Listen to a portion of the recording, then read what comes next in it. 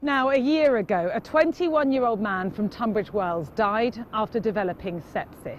Had the hospital screened him sooner for the condition, he may have survived. Now his parents have been invited back to the same hospital to find out what's changed. Dr. Ranj Singh reports.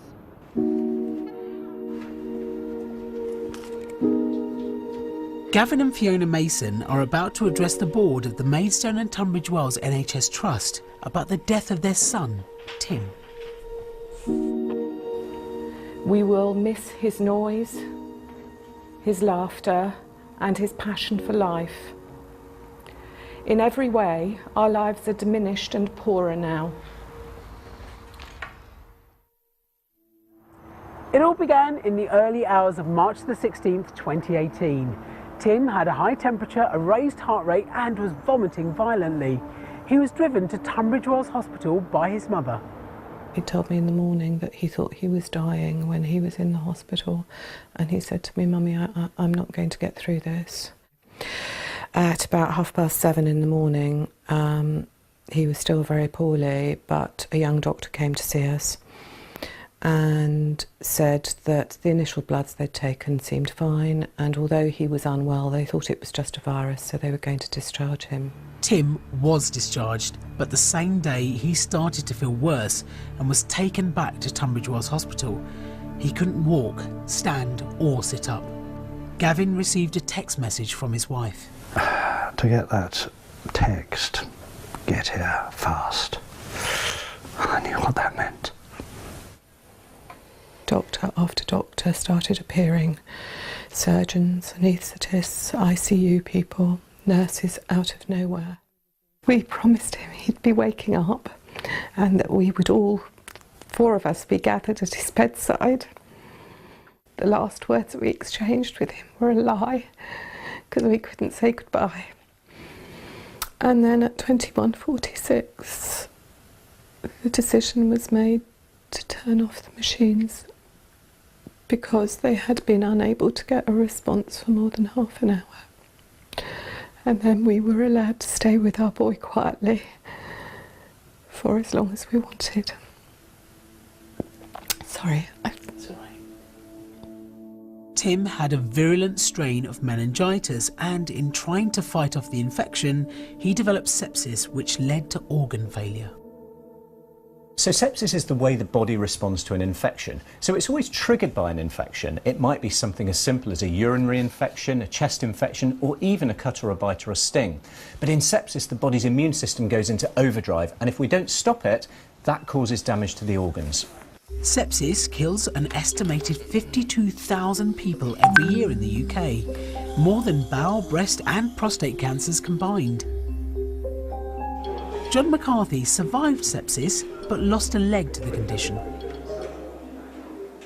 We have so much proof, and there's so much anecdotally where people are going in, and such as myself, being sent away, then going back a day or two later, suffering life-altering injuries, or even losing their lives. Meanwhile, Gavin and Fiona wanted to know exactly what happened to Tim, but it was only last October, 7 months after his death, when the answers were made public. A young man who died after being sent home from a Kent hospital, despite telling doctors that he felt that he was dying, would have survived if he'd been properly assessed, a coroner has ruled. It was only 5 or so years ago that I was working as a doctor at Medway Hospital, and back then we knew what sepsis was, but awareness was nowhere near as good as it is now. So it leaves me wondering, how could this have happened, and what's the Trust doing to stop it happening again? Questions I put to Dr. James MacDonald of the Maidstone and Tunbridge Wells NHS Trust. When he arrived in A&E, he was triaged. He had some subtle signs of infection. He had a temperature and a mildly raised heart rate and a slightly low blood pressure.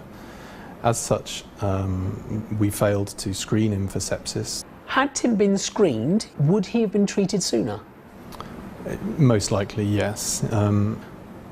He would have triggered as potentially having sepsis, and had we followed our own pathways, he'd have had intravenous antibiotics within an hour and intravenous fluids, and it may have changed the outcome. Since Tim's death, the Trust says it has vastly improved its screening rate of patients with possible signs of sepsis and is now using a revised checklist to help it identify the condition earlier.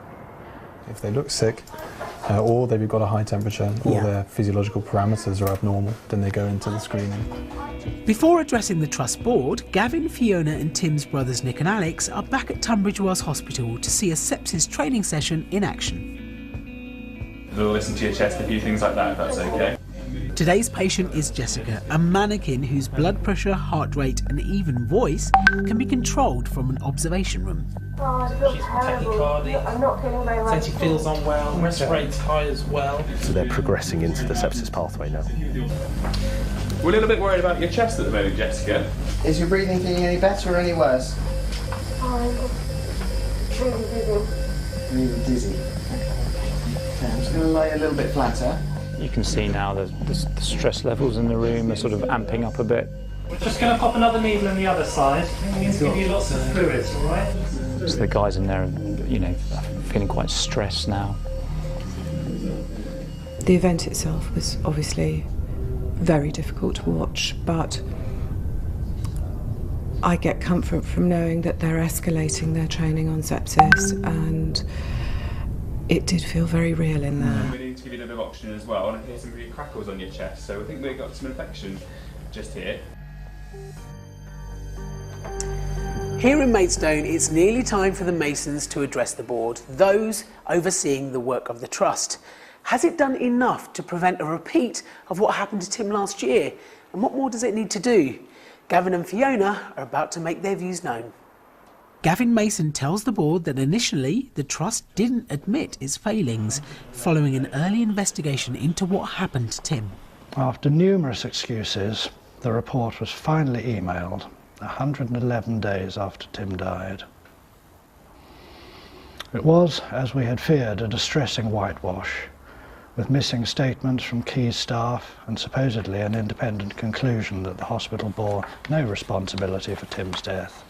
Gavin says he was later informed that the Trust had accepted liability. Our solicitor received a letter from Trust solicitors. In it, there was medical jargon and legal jargon.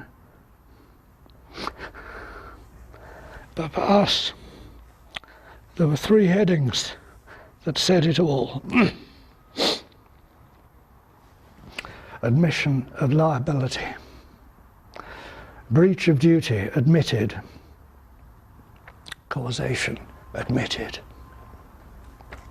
Fiona Mason wants changes to how patients are assessed and how the Trust communicates with them and their families. Throughout this statement, we have tried to remain composed as possible, trusting that the transparency and change is genuinely desired by the Trust, as you have told us, even while it has not always been evident.